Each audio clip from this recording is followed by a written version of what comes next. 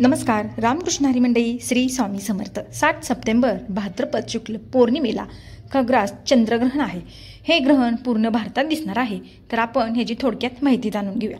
ग्रहणाच्या दिवशी आपण कोणते नियम पाळावेत, कोणती कामे वर्ज्य करावीत आणि कोणती कामे करावीत, तर थोडक्यात आपण आजच्या व्हिडिओमध्ये जाणून घेऊया. बघा, 7 सप्टेंबर भाद्रपद पौर्णिमेला खग्रास चंद्रग्रहण आहे. हे ग्रहण पूर्ण भारतात दिसणार आहे. तर बघा, ग्रहणाचा स्पर्श रात्री 9:27 संमेलन रात्री 11 वाजता.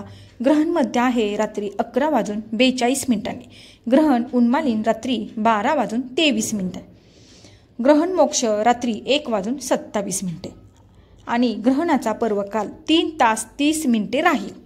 तर ग्रहणाचे वेध रविवारी 7 सप्टेंबर दुपारी 12:37 लागणार असून ग्रहण मोक्षापर्यंत म्हणजेच रात्री 1:27 ग्रहणाचा वेध पाळावेत.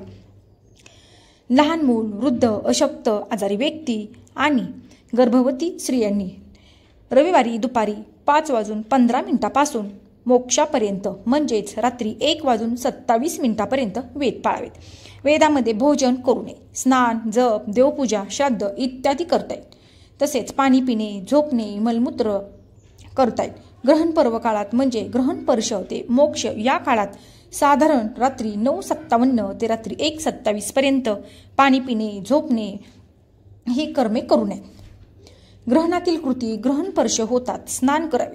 पर्व काळामध्ये देवपूजा, तर्पण, श्राद्ध, जप, होम, दान करावे. पूर्वी घेतलेल्या मंत्राचे पुरुषार्पण ग्रहणात करावे. ग्रहण मोक्षानंतर स्नान करावे.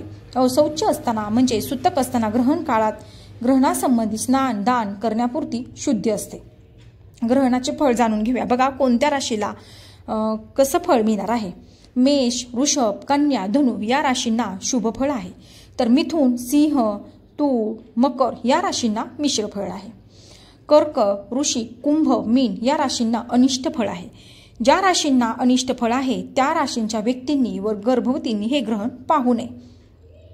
बघा, आता स्नानाविषयी. ग्रहणात सर्व उदकगंगे समान आहेत तरीही उष्णोदकाहून शीतोदक पुण्यकारक. पाणीवर काढून स्नान करण्यापेक्षा वाहते पाणी, सरोवर, नदी, महानदी, गंगा, समुद्र यांचे स्नान उत्तरोत्तर श्रेष्ठ व पुण्यकारक मानलं जातं.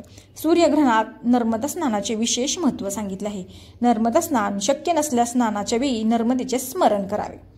या ग्रहणाचा मोक्ष वेळानंतर म्हणजे रात्री 1:27 नंतर मोक्ष स्नान करावे आणि दुसऱ्या दिवशी सकाळी शुद्ध सूर्यबिंब पाहून नंतरच भोजन करावे. ज्या गर्भवतींना या काळात नियम पाळायचे असतील त्यांच्यासाठी काय नियम आहेत बघा. या काळात कापणे, चिरणे, पिळणे व शिवणे पूर्ण बंद ठेवायचं आहे. पायाची अडी घालून बसू नये. पाणी पिताना त्यात तुळशीपत्र घालूनच पाणी प्यावे. झोप घेऊ नये. शक्यतो देवघरात बसून नामस्मरण करावे. ग्रहणशास्त्र. चंद्रग्रहण अथवा सूर्यग्रहण जोपर्यंत डोळ्यांनी दिसत असेल तोपर्यंत पुण्यकाळ असतो.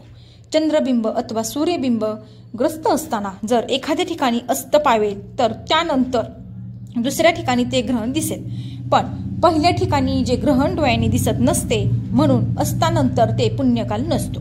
त्याचप्रमाणे दोघेपैकी कोणाचेही बिंब जर ग्रहण लागलेल्या स्थितीत उदय पावेल तर उदयाच्या आधी पुण्यकाल नाही. ढगांमुळे जर डोळ्यांनी ग्रहण दिसत नसेल तर शास्त्ररित्या स्पर्शकाल व मोक्षकाल ही समजून घेऊन स्नानाधिकाधिक कर्मे करावीत.